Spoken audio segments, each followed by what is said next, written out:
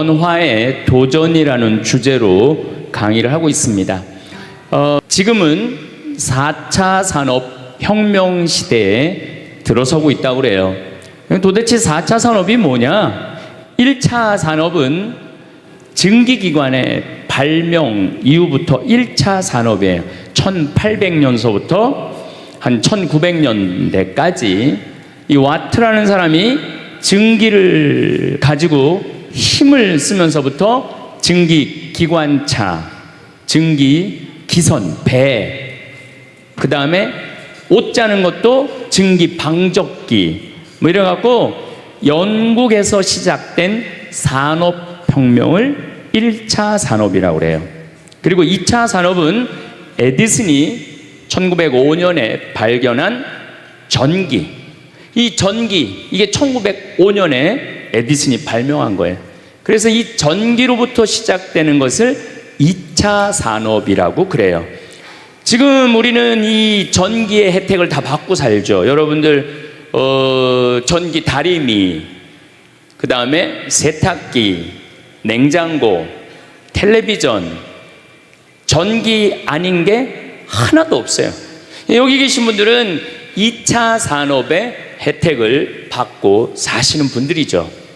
그런데 3차 산업은 컴퓨터, 인터넷, 특별히 스티브 잡스가 시작한 스마트폰, 이게 완전히 세상을 완전히 바꿔놓은 거 3차 산업이에요. 그러니까 여러분들은 1차 산업 때는 안 태어났지만은 2차 산업, 3차 산업은 누리고 사시는 분들이에요. 그런데 지금은 무슨 시대로 들어서느냐 하면 4차 산업 시대로 들어서고 있어요. 4차 산업이라는 건 뭐냐면은 인공지능, 로봇, DNA 조작, 이런 이 완전히 새로운 세상이 펼쳐지고 있죠. 지금 1940년도에 태어나신 분들, 40년에서 49년 사이에 태어나신 분들 손 들어보세요. 이분들이 제일 복잡한 세상 속에서 살아가는 거예요. 이게 너무 세상이 변하는 걸 다 노리고 살아가는 분들이 지금 1940년서부터 50년, 1950년, 60년에 태어난 분들이 2차 산업, 3차 산업, 심지어 4차 산업 시대까지 살고 있는 거예요. 1941년에 이제 내일 모레겠네요. 12월 8일 날 일본이 진주만을 습격을 해요. 그거를 여러분들은 무슨 전쟁으로 들었느냐면 대동아 전쟁으로 들었어요. 그거는 일본 입장이고, 일본이 대동아 전쟁이지 우리는 아무 상관없어요. 근데 우리는 대동아 전쟁에 내가 그때 고생했다고 그러는데 그건 일본의 속국의 입장이야. 그러니까 그 대동아 전쟁이라는 말 우리 쓰지 말아야 돼. 태평양 전쟁이겠지. 미국하고 일본하고 한 전쟁. 그 태평양 전쟁 속에서 태어나갖고 고생이란 고생은 다 한 분들이 지금 70대예요. 그 전쟁 끝나고 좀 나은 줄 알았더니 6.25가 또 터졌네. 그래갖고 또 피난 가고 또 일사후퇴 겪으면서 고통 겪고, 전쟁 끝나고 난 다음에는 우리나라가 아프리카에 있는 웬만한 나라들보다 못 살았어요. 아프리카에 있는 웬만한 나라보다 못 살았어. 전쟁 끝나고 난 다음에 정말로 허리띠 졸라 매가면서 잘 살아보자고, 우리도 한번 잘 살아보자고. 그래갖고 너무 가난한 나라에서 올해 우리가 3만 달러를 넘었을 거라고 그래요. 3만 달러를 넘었으면은 드디어 선진국에 들어서는 거예요. 가장 가난한 나라에서 선진국까지 변화를 여러분들은 경험하고 계신 거예요. 그러니까 여러분들은 너무나 혼란스러운 세상 속에서 이날 이때까지 헤쳐나오고 계신 거예요.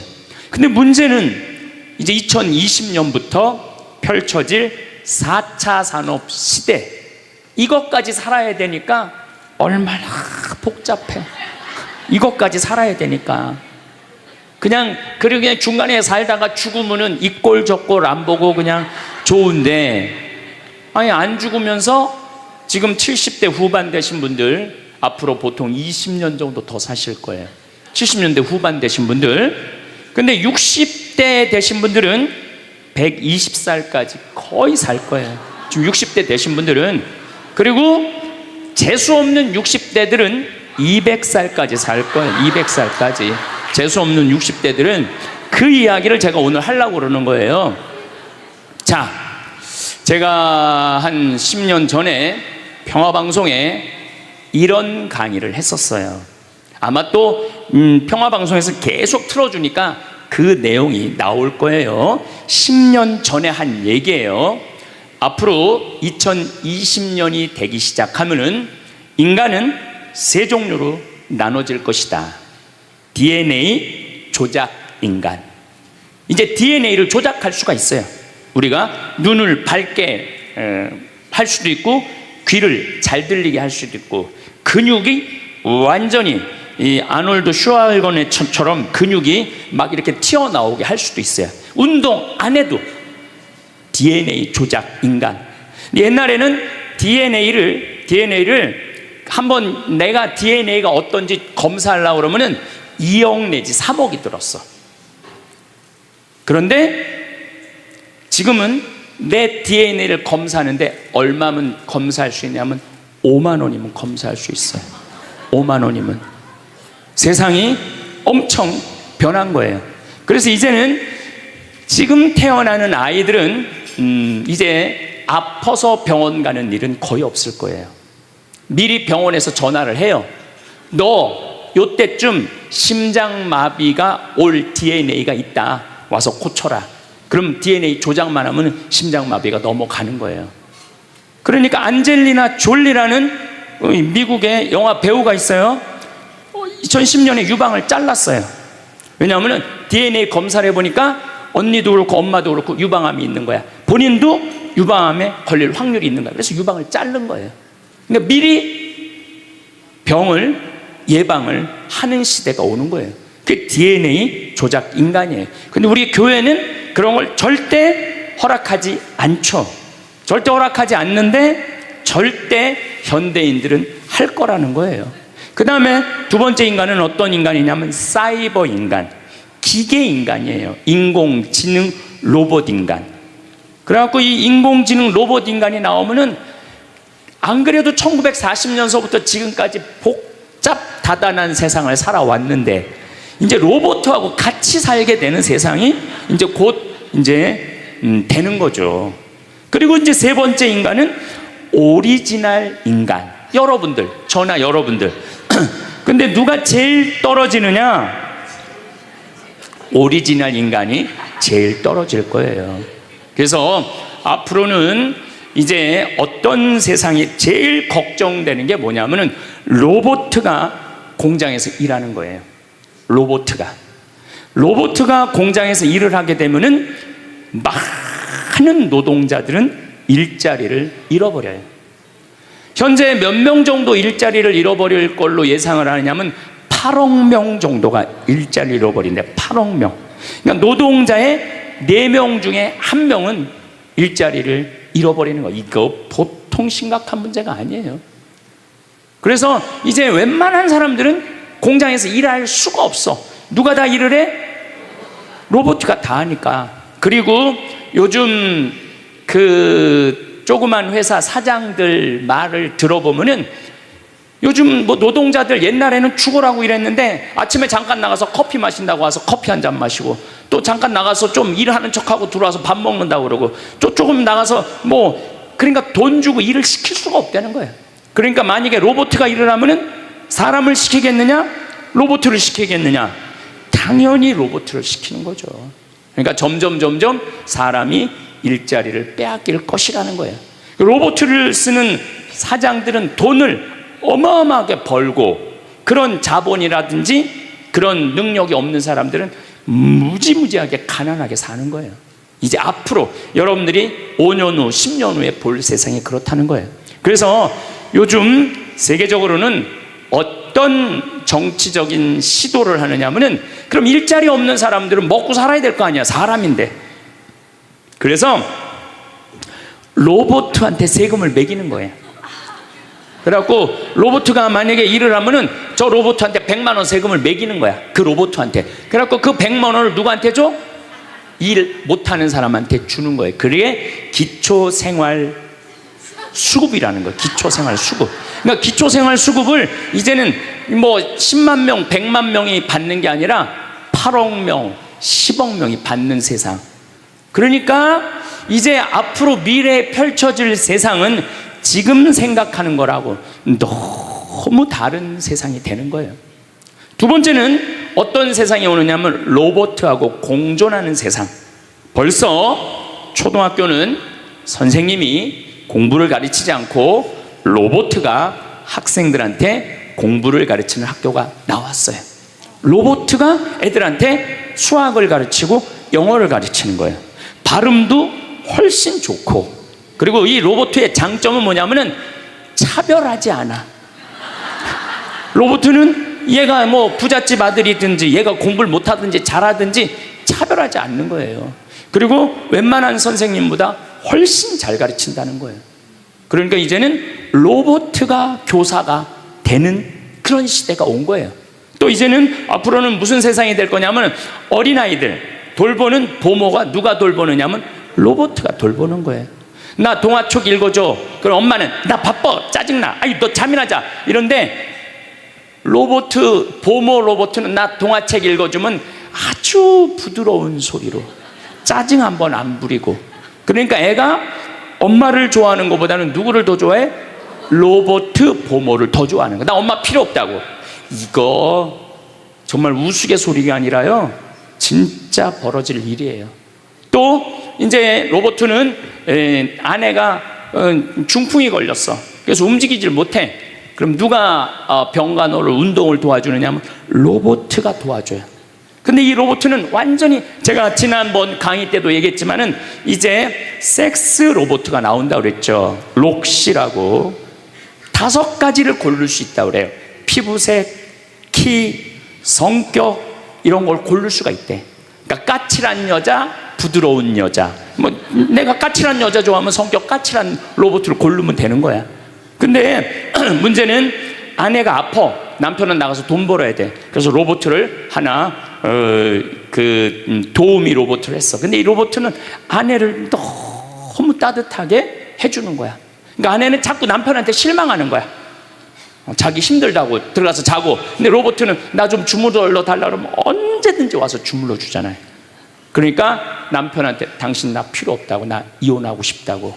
그러니까 로봇하고 사람하고 혼동하는 세상이 오는 거예요. 로봇하고 사람하고. 그리고 더욱 2040년이 되면은 이 로봇가 감정까지 느껴. 사랑까지 할 수 있다는 거예요. 사랑까지. 아내 역할을 다 할 수 있는 세상이 온다는 거예요. 저 신부님 너무 앞서 나가는 거 아니야? 앞서 나가는 거 아니에요. 지금 미래 과학자들은 다 그런 세상이 온다고. 근데 이게 먼 미래가 아니라 바로 코앞에 와 있다는 거예요. 바로 코앞에 와 있다는 거예요. 3D 프린터기로 콩팥 만들 수 있어요. 간 만들 수 있어요. 요즘 시도하는 건 심장까지 만들어 갖고, 이제 앞으로는 이제 여러분들이 이제 한 90살쯤 되면은 85살쯤 돼도 그럴지 몰라. 생일날 아버지 이번 생일에 아버지 간 좀 갈아드릴게요. 그래갖고 간 갈아주고, 내년에는 심장 갈아드릴게요. 심장 갈아주고. 그런 세상이 올 가능성이 굉장히 많아요. 그럴 세상이. 참 이게 오래 사는 게 2045년까지만 살면은 안 죽는다는 거예요. 2045년.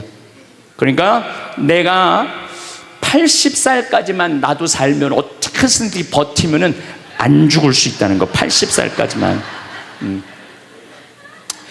앞으로 펼쳐질 세상에 가장 걱정스러운 게 뭐냐면은 수명 연장이에요. 수명 연장. 여기 계신 분들 중에 아까도 말씀드렸지만은 100살, 120살, 정말로 재수 없으면은 200살까지 살 수 있는 분들이 많습니다. 실질적으로 많아요. 근데 여러분들 오래 사는 거 좋을까요? 내가 많은 분들이 오래 살기를 원해요. 안 죽는 걸 원해요. 근데 내가 만약에 앞으로 뭐 길게 안 보고 딱 120살까지 산다고 보면 내가 앞으로 67년 정도 더 살면은 120살 되거든요. 67년. 근데 내가 앞으로 67년 동안 사는 동안 불면증이 있어. 매일 밤마다 잠이 안 와. 67년 동안. 그 여러분들 좋을 것 같아요? 내가 정말로 마음 안에 미움이 너무너무 꽉 차 있어. 67년 동안 계속 미움 속에서 살아. 분노가 꽉 있어. 67년 동안 분노 속에서 항상 좌절감을 맛보고 있어. 우울하고 있어. 내가 우울해. 또 좋으래. 어떨 땐 좋을 땐 너무 좋고 싫을 땐 너무 싫고, 그렇게 막 up and down, up and down 그러면서 앞으로 50년, 60년 사는 거 좋아요? 그렇게 성숙함이 없이 살 거면 그냥 지금 죽는 게 나아. 지금 죽는 게 나아요. 내가 앞으로 60년 동안 살면서 매일매일 감동하고 매일매일 행복하고 매일매일 감사하고 매일매일 사랑한다면은 앞으로 60년 사는 거 괜찮겠죠. 그런데 60년 내내 잠도 못 자고 미움 속에서, 자식들 원망 속에서, 외로움 속에서, 배신 속에서, 불행 속에서 오래 사는 거 좋아요? 적당한 나이에 죽는 거 내가 보기엔 그 축복이에요.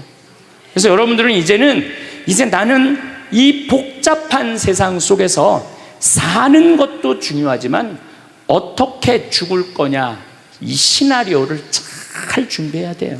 난 어떻게 죽을 거냐. 나는 생일날 애가 심장 갈아준다면 나 그거 필요 없다. 내 생일 선물로 그 심장 필요 없다. 그냥 나는 하느님이 주신 생명, 그 수명 그대로 살다가 그냥 행복하게 떠날 거다. 그런 마음이 중요해요. 근데 우리가 성숙하지 못하면은 그냥 무조건 안 죽으려고만 용을 쓰는 거예요. 또 하늘나라에 대한 희망이 없는 사람들이 안 죽으려고 그러는 거예요. 아니 지금 있는 것보다 하늘나라 올라가면 훨씬 행복하면은 안 죽을 이유가 뭐 있어? 죽으면 되지. 그냥 사는 날까지 즐겁게 살다가 죽는 날 즐겁게 죽으면 되는 거예요. 이 훈련이 꼭 필요해요. 여러분들 이게 뭐 요즘 알고리즘 그러는데 그건 다 제쳐두고 내가 인생의 설계가 필요해. 나는 몇 살까지 살다가 더 이상 치료받지 않고 암이 걸리면은 안 갈고, 그냥 안 갈고, 간 안 갈고, 신장 안 갈고, 췌장 안 갈고 그냥 하느님 품으로 간다는 생각이 아주 중요하다는 거예요. 제가 보기에는 한 87세까지 살다가 죽는 게 제일 좋은 것 같아. 87세. 아주 딱 좋은 나이가 87세예요. 죽기 딱 좋은 나이가 87세 같아. 그거 넘었으면은 정말 안 보이고 안 들리고 불편해요. 그래서 87세까지 건강하게 살다가 행복하게 떠나는 그런 마음가짐이 제 생각에 참 중요한 것 같아요. 사실 지난 2017년 4월 10일 날 우리 아버지께서 세상을 떠나셨어요. 올해 떠나신 거죠. 올해 떠나셨는데 우리 아버지는 평생 쌍시옷 소리를 한 번도 하신 적이 없어요. 예, 아버지 입에서 욕을 들어봤던 적이 없어요. 쌍시옷 소리를 한 번도 들어본 적이 없어요. 자식들, 내 자식을 키울 때 매질 한 번 하시지 않으셨어요. 그리고 우리 아버지는 참 남 욕을 하신 적이 없어요. 보통 뭐 누구 욕도 하고 정치인 욕도 하고 뭐 세상도 욕하는데 한 번도 욕하신 적이 없어요. 그리고 지금 요즘 아버지 생각을 이렇게 보면은 아버지한테 제일 놀라운 거는 우리 아버지가 그냥 옛날에 연초제조창이라고 담배 회사 그냥 기능 공무원이셨어요.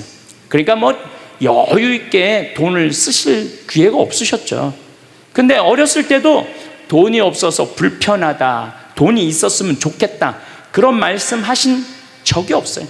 그냥 월급 봉투 딱 어머니한테 던지면은 뭐 집이 어떻게 됐든 아무 상관하지 않으시고 당신 산에 다니시고 정말로 신선같이 사셨어요. 근데 아버님이 올 초에 2달 고생하시고 돌아가셨어요. 40년 동안 병원 한 번 안 가시다가 2달 전에 쓰러지셔서 병원에 모셨죠. 병원에 모셨는데 내가 우리 형제들한테 그랬어요. 우리 아버지 평생 자식만을 위해서 살았다. 가족만을 위해서 살았다. 오로지 정말로 사랑하는 가족을 위해서 투신하신 분이다. 우리 아버지 간병인한테 맡기지 말자. 우리가 사형제니까 우리가 모시자. 그래서 누나가 제일 위니까 누나가 이틀, 큰형 이틀, 둘째 형 이틀. 난 이제 장가 안 갔으니까 나는 하루. 그래서 우리 형제들은 전부 다 결혼하고 손자들이 전부 다 아들, 딸 이러니까 그냥 아이들이 다 돌아가면서 아버지 병간호를 했어요. 그야말로 자식들 품에서 돌아가셨죠. 자식들 품에서 돌아가셨어요. 근데 아버님이 이렇게 4월 10일 날 월요일 날 쓰러지셨는데 의사들이 심폐소생술 하겠느냐고 그랬을 때 우린 싫다고 그랬어요. 왜 마지막으로 돌아가시는 아버지 갈비뼈를 다 부러뜨려? 그 정도 쓰러졌으면은 87세에 그 정도 병이시면은 이제 돌아가실 때예요. 근데 많은 경우 돌아가실 때 심폐소생술 하게 돼 있어요. 근데 우리는 원하지 않았어요. 네 자식 다. 그리고 아버님이 이 골수염이라는 이 병을 앓으셨는데 좀 많이 아프신 병이에요, 마지막에. 그래서 내가 아버지 원도 한도 없이 마약 놔드렸어요. 모르핀. 왜 죽기 전에 아프면서 죽어야 돼? 마약. 그래서 조금만 아픈 기미만 보이면은 간호사한테 가갖고 마약 놔달라고, 모르핀 놔달라고. 여러분들, 죽기 전에 하느님이 인간한테 준 최고의 선물이 뭔지 아세요? 마약이에요. 마약. 그래서 호스피스 병동에서 아플 때 진통제 놔드리는 거, 마지막 효도는 마약 많이 놔드리는 거예요. 그래서 우리 아버지 돌아가시기 전에 원도 한도 없이 마약하고 가셨어요. 원도 한도 없이. 네. 그 조금의 고통을 덜어주는 게 내가 보기에는 효도라는 생각이 들더라고요. 아버지 이렇게 쓰러졌을 때 생명 유지장치 하겠느냐고 의사들이 얘기를 하더라고요. 우리는 아무도 원하지 않았어요. 그냥 아버님 편안하게 보내드리고 싶다고. 왜? 우리 아버지는 참 행복하게 사셨어요. 자식들이 아버지를 너무너무 좋아하고 사랑하고. 그래서 효도를 원도 한도 없이 해드렸냐, 이럴 건 자신 있게 말씀 못 드리죠. 하지만 그래도 자식들이, 아버지, 손자, 손녀들이 할아버지 너무너무 사랑했기 때문에 편안하게 보내드릴 수 있었어요. 제가 작년에 왠지 우리 아버님한테 용돈을 많이 드리고 싶더라고요. 평생 돈 한번 넉넉하게 써보시지 못한 아버지한테 용돈 많이 드려야 되겠다. 그래서 제가 작년에는 이제 외부 강의, 한 달에 한 번 하면 한 번, 두 번 하면 두 번. 아버지가 무슨 돈을 이렇게 많이 주느냐고, 신부님. 아버지 원도 한도 없이 마음껏 써보시라고. 그래서 작년 한 해 내도 그전에는 조금씩 용돈 드리다 작년에는 그냥 막 이만큼씩 드렸어요. 아버지 원도 한도 없이 쓰시라고. 마음 안에 이런 마음이 있었어요. 한번 평생 마음껏 돈 한 번 써보시지 못한 아버지 마음껏 돈 쓰시라고. 그랬다 1억을 드리거나 2억을 드린 게 아니야. 100만 원, 200만 원, 한 달에 300만 원 용돈 드린 거죠. 그러니까 아버님이 노인정에 그 노인 어르신들 밥 다 사고, 또 우리 자녀들이 그 23명인데 아버지한테 식사하러 가면은 아버지가 밥값을 다 냈대. 우리 누나가 항상 하는 얘기가 아버지 지갑에 항상 100만 원 있었대요. 그래서 얼마나 기분이 좋아. 아버지 돌아가셨을 때 노인정에서 그랬대요. 물주 세상 떠나서 어떻게 하느냐고 그랬대. 물주 세상 떠나서 어떻게 했느냐고. 아버님이 1년 동안 원도 한도 없이 즐겁게 사시다가 세상 떠난 거예요. 저는 효도도 나중에 한다는 건 다 거짓말이야. 효도하려면 언제 해야 돼? 지금 해야 돼, 지금. 부모님한테 돌아가시고 난 다음에 땅을 치고 통곡하는 거 다 소용없어요. 그냥 내가 지금 할 수 있을 때 최선을 다해서 효도하는 게 그게 효도라는 생각이 들더라고요.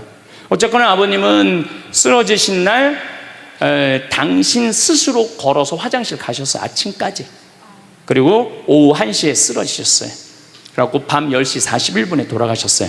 근데 제가 아버지한테 그랬어요. 아버지, 돌아가시려면은 오늘 돌아가셔야 된다고. 왜냐하면 그날이 성월요일이었거든요. 성화요일 날 돌아가시면은 장례미사를 못해요. 왜냐하면 성목요일 날은 장례미사를 못하게 돼 있어요.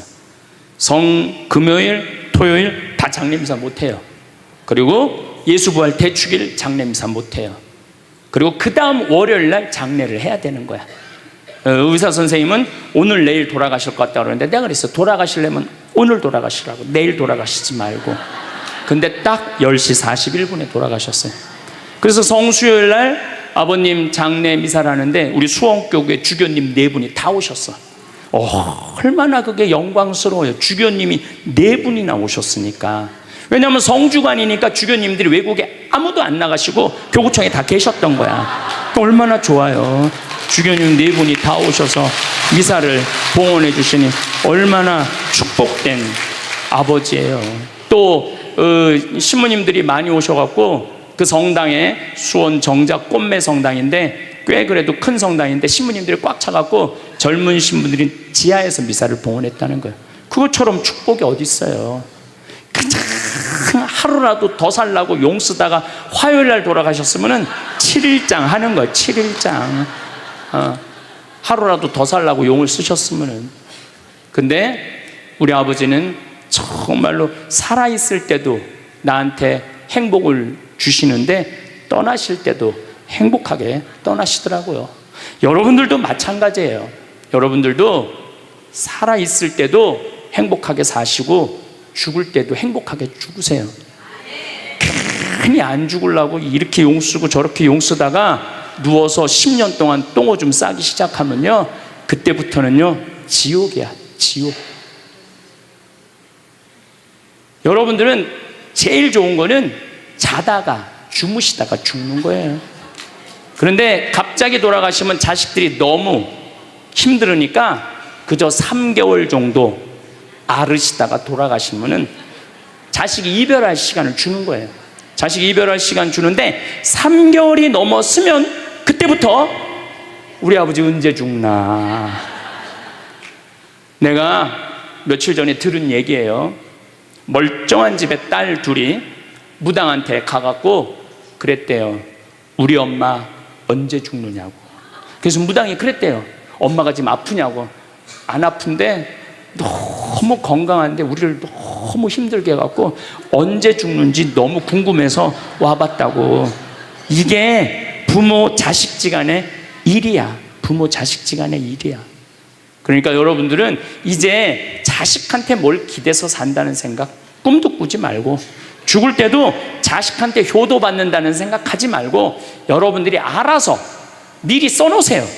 그 엘리자베스 퀴를러 로스라는 호스피스, 유명한 시카고 대학의 호스피스 박사가 있어요. 이분은 2,500명 죽었다 살아난 사람들, 죽었다 살아난 사람들 여러분들 많은 거 아시죠? 왜 죽었다 살아난 사람들이 많아요? 심폐소생술 때문에. 의술이 좋아갖고 죽었다 다시 살아난 사람들 2,500명을 조사를 해봤어. 근데 죽었다 살아난 사람들의 경험, 하늘나라에 대한 경험을 얘기를 들어보니까 너무 평온하고 너무 행복하다는 거예요. 그리고 죽으면은 바로 몸에 빠져나가서 자기를 본대요. 자기를. 그래갖고 여러분들 죽은 사람들 그 주위에서 이 친지들이 하는 말이 다 들린대. 그 몇 분 동안, 하늘나라 올라가기 전에 몇 분 동안은. 그러니까 절대 죽은 사람한테 그렇게 살더니 참 잘 죽었다 그런 소리 하면 안 된다는 거예요. 끝까지 좋은 소리를 해야 된다는 거예요. 사랑한다, 고맙다, 하느님 품으로 가라, 예수님 마리아 요셉한테 가라, 정말로 기도해 줄 테니까, 이렇게 말해야지. 그렇게 우리를 괴롭히더니 이렇게 죽는다고 정말로 지옥에 갈 사람이라고 이렇게 말하면은 다 영원히 듣는다는 거예요. 그리고 죽었다 살아난 사람들의 아주 기가 막힌 얘기는 앞 못 보는 사람은 죽으면 다 보인다는 거예요. 눈이 다 보인다는 거예요. 그게 그냥 하는 게 아니라 다시 살아 돌아와서 아무것도 못 봐. 근데 의사가 무슨 반지를 어떻게 꼈고 이 병원이 어떻게 생겼고 누가 어디 자리에 있습니까? 다 아는 거야. 죽었다가 죽으면은 눈이 보이는 거야. 다리 없는 사람은 다리가, 자기 다리가 있다는 거예요. 듣지 못하는 사람은 듣고, 아픈 사람은 아픈 부위가 다 없어진다는 거야. 그러니까 여러분들 지금 살아있으면서 뭐 몸에 허리도, 아까 할아버지 한 분 안수해달라고 그래갖고 허리가 막 이렇게 구부러진 사람 죽으면 딱 펴진다는 얘기예요. 그러니까 완전히 사도 바오로의 말씀처럼 새로운 모습으로 변하는 거야. 죽으면 끝이 아니야. 하느님께로 가는 여행의 시작이에요. 그러니까 죽는 거를 막 그냥 밀어내시지 마세요. 한 70년, 80년 살았으면 살 만큼 살지 않았어? 그렇죠? 뭐하러 200년을 살아? 뭐하러 300년을 살아? 또 200년, 300년 사는 것도 좋아요. 그런데 정말로 감동 속에서, 행복 속에서, 사랑 속에서 200년, 300년을 살면 좋지. 근데 여러분들 한 200살 되면 여러분들하고 놀아줄 사람이 몇 명이나 될 것 같아? 200살 단 사람하고. 그 외로움 속에서 사는 거예요.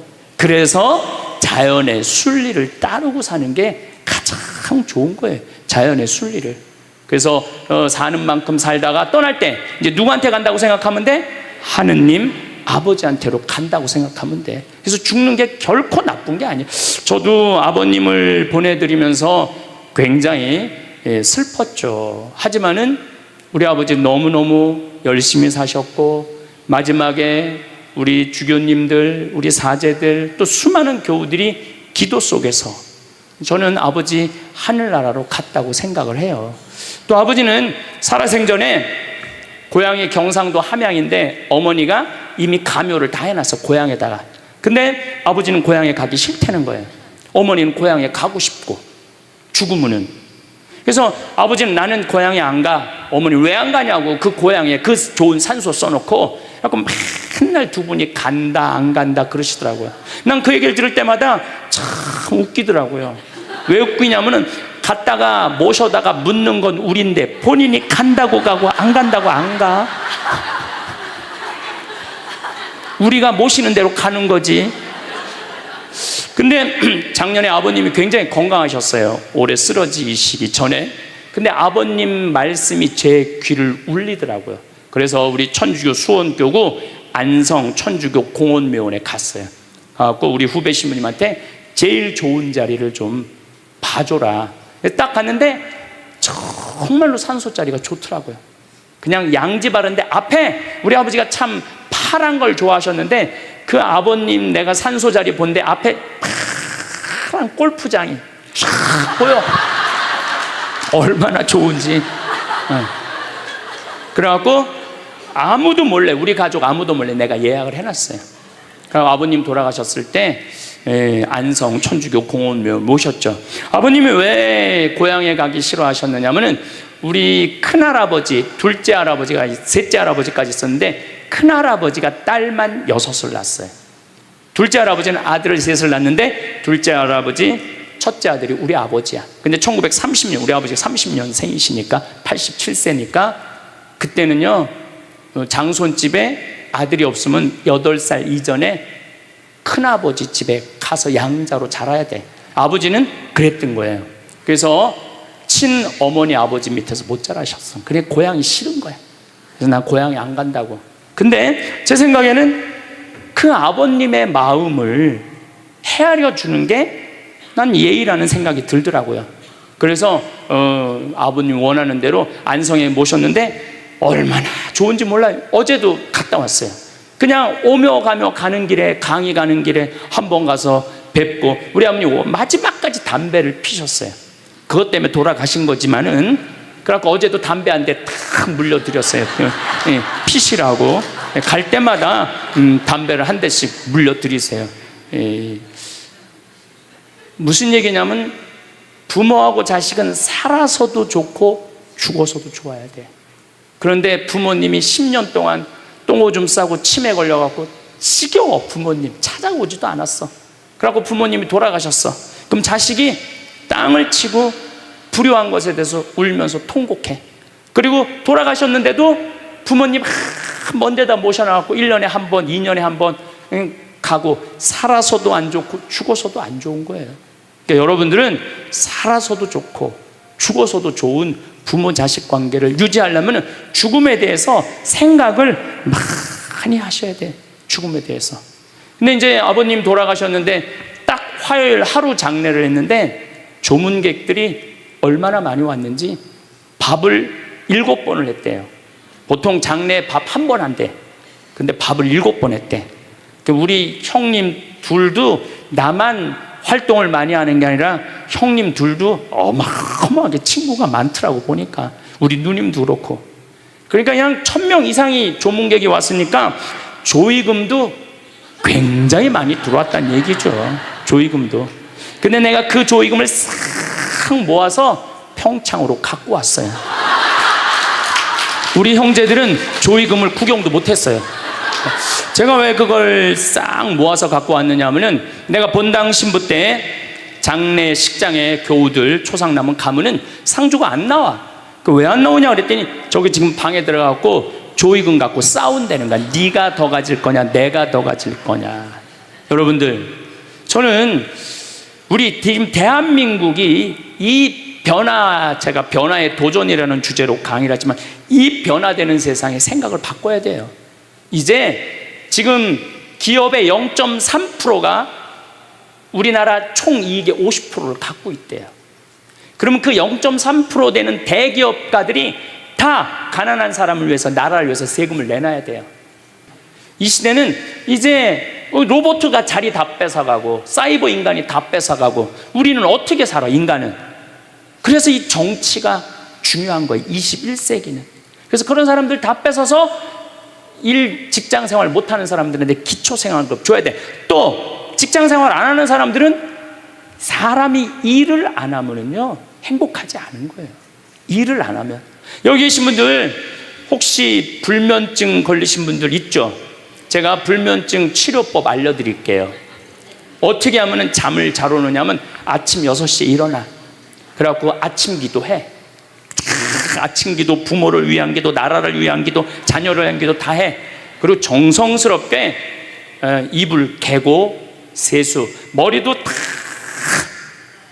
드라이기 쓰지 말고 수건으로 다 말려, 머리도.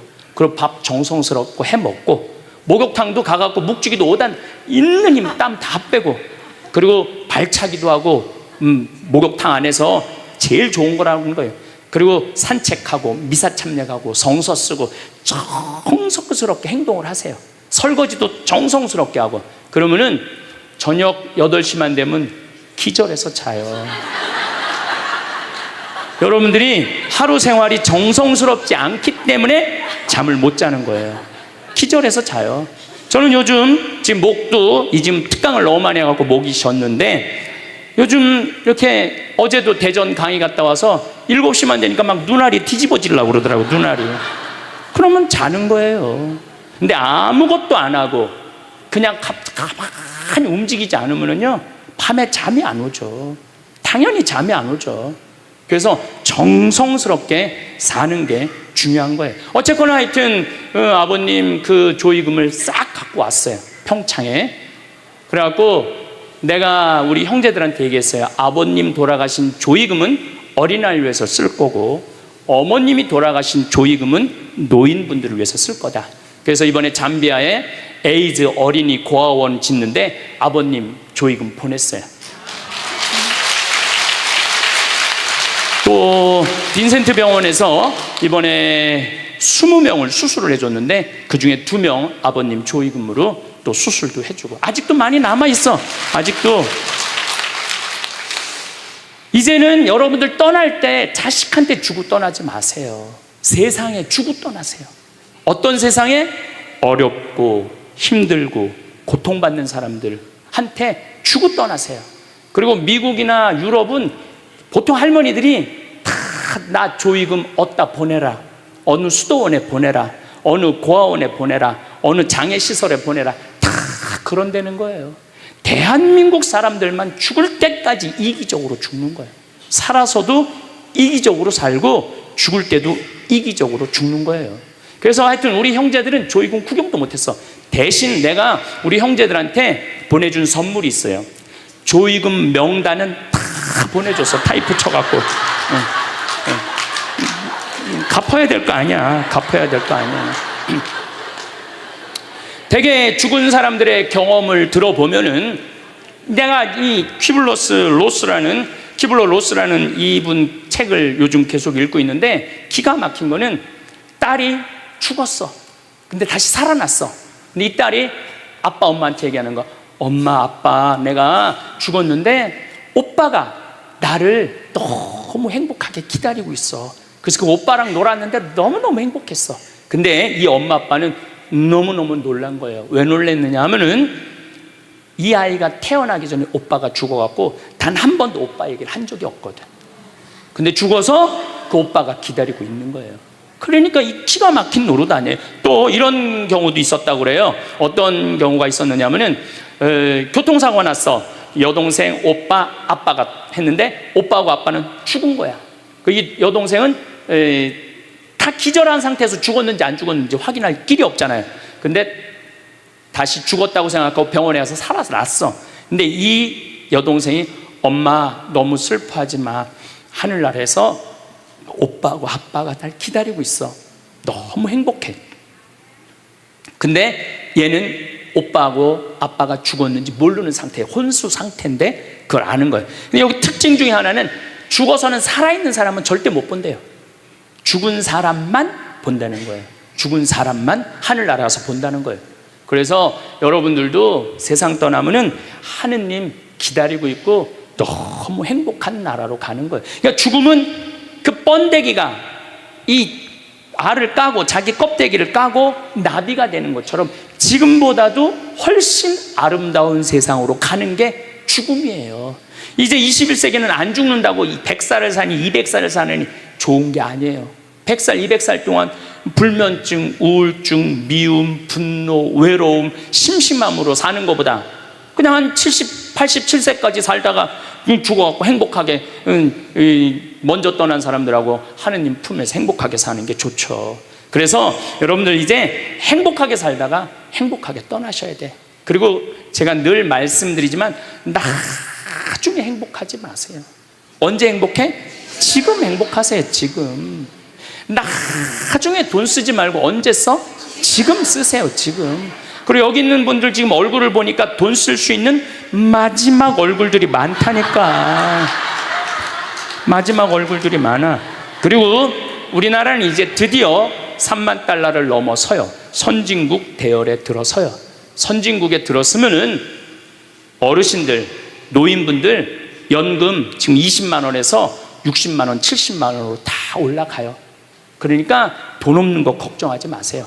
여러분들이 엉뚱한 사기에만 안 당하면은 먹고 사는데 아무 지장 없어. 욕심만 안 부리면은 충분히 행복하게 살 수 있어. 그리고 이렇게 강의 따라다니면서 배우는 여러분들, 진리를 목말라 하는 여러분들은 앞으로 행복하게 사실 수 있으세요. 예.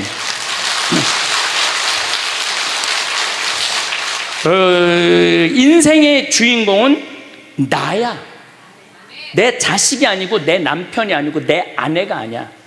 내 행복은 누가 책임지느냐 하면 내가 책임지는 거야. 내가 지금 불행한 거는 남편 탓도 아니고 자식 탓도 아니고 누구 탓이야?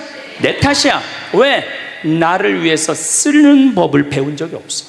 나를 위해서. 버는 법은 배웠는데 쓰는 법을 배운 적이 없어. 본인들을 위해서 쓰세요. 자, 1960년대, 70년대는 열심히 살아야 돼. 너 정말로 아끼고 살아야 돼. 가난했을 때 얘기예요. 이제 3만 달러가 넘었을 때는 이제는 재밌게 살고 행복하게 살고 의미 있게 살고 나누고 살아야 돼. 언어가 이제는 바뀌어야 돼. 그래서 여러분들 정말로 이제는 의미 있고 재미있고 행복하게 생활하시길 바라겠습니다. 다음 시간은 의미 있고 재미있고 행복한 삶이 뭔지 제가 말씀드리도록 하겠습니다. 감사합니다.